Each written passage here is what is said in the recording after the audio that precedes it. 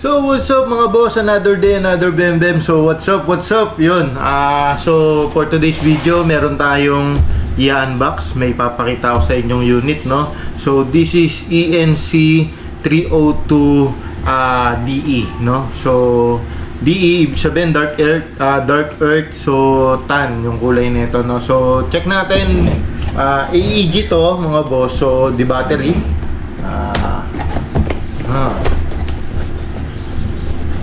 ito mga boss, pwede ng rekta pang laro to, no? So ayan.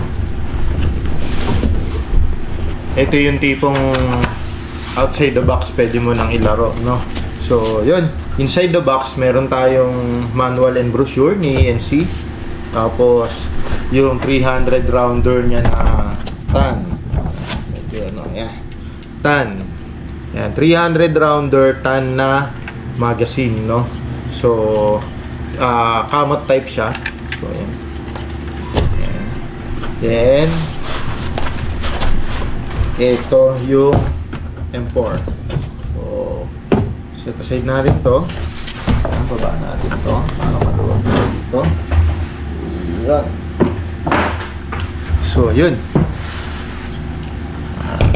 kunin natin tong ating battery and magdadagdag tayo ng ilaw. Wait lang. So yun, ito yung unit. So full metal siya. Ayan. Full metal unit M4, no, with full markings. So Colt yung kanyang markings, no. Ayan, full metal siya. So ito yung kanyang switch, safe, semi, and full auto, no?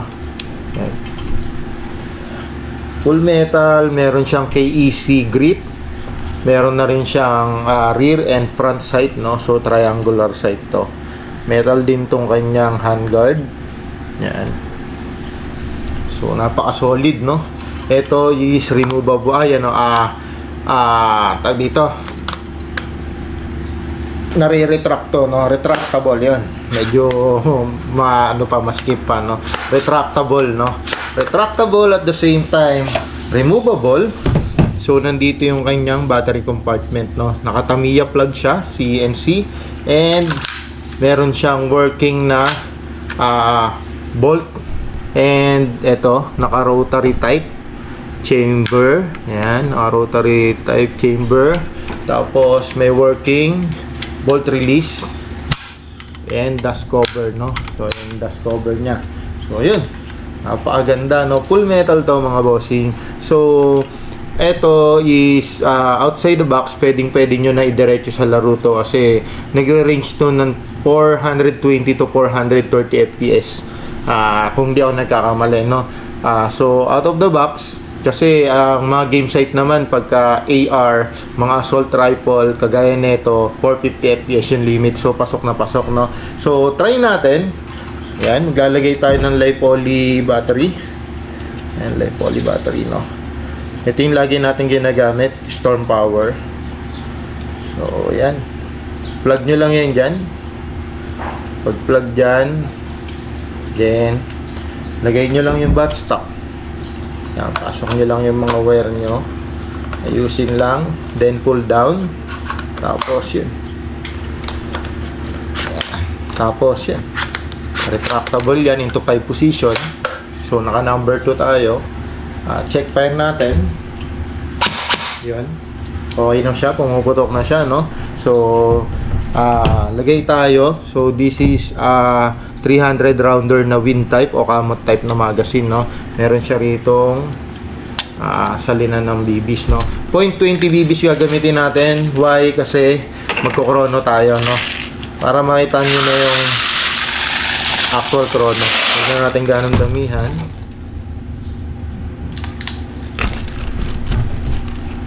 So pagka ganito, kamot-kamot lang. Ayan, para ayan, lumabas yan.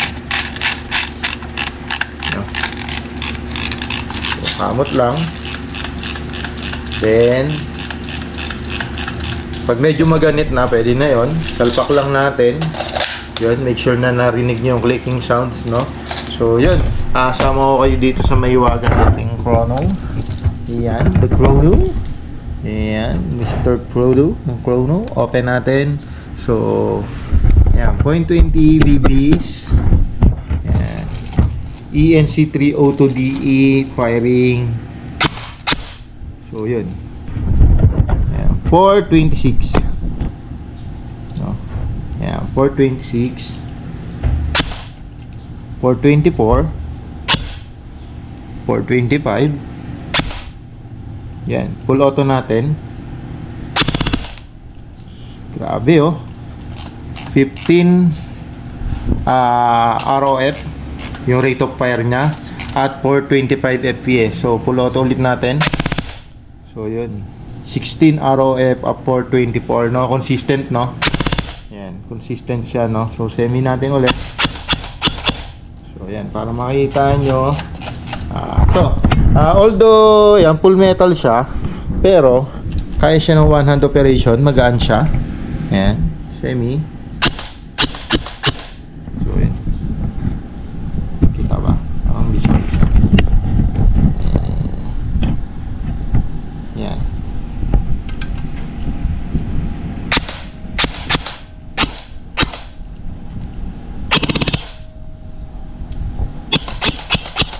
No? So yun, balik natin sa safe, no? Balik natin sa safe, and ibabalik ko kayo dito sa ating posisyon, no? So yan. So yun guys, nakita nyo, no? Outside the box, ito pala guys, pag niremove nyo yung magazine, natural to na may nahuhulog na 4 to 5 pieces. So yun, kailangan ipuputok nyo kasi para clear yung chamber. Natural yun na may nahuhulog na 4 to 5 pieces BB, nakakastock yun sa chamber natin, no? So yun, kung nakikita nyo guys, sa nakita nyo, pwede na siya ilaro, no, diretso, no? So yun yung maganda rito sa unit na to. Ito ulit si ENC302DE. Yan. So, yan yung sight nya, working sight yan. Bali, may adjustable sight yan. Up, down, left, right. Depende kung paano kayo mag-sight, no? So, yun. Outside the box, pwede nyo na siyang ilaro. Pwede nyo nang gamitin. Kung gusto nyo upgrade, pwede rin. So, yun. Follow nyo kami sa page namin, Savage Airsoft PH. And dun sa YouTube channel namin, please subscribe, Savage Airsoft. So yun, marami pa tayong video at marami pa tayong unit na itatackle, no? So yun, maraming salamat mga bossing. God bless po.